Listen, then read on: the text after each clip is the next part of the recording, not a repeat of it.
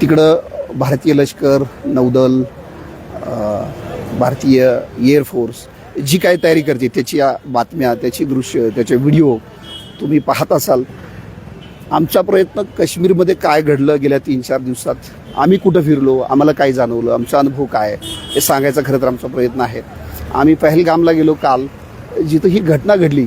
Actually पहलगामच्या वरती टेकडीवरती साधारणपणे 6,000 मीटरवरती म्हणजे 6 किलोमीटरवरती ती जी काय ज्याला स्वित्झर्लंड व्हॅली म्हणतात किंवा बैसरण खोर आहे, त्या टेबल लँडवरती जी काही घटना घडली तिथंपर्यंत आम्हाला काल जाता आलं नाही.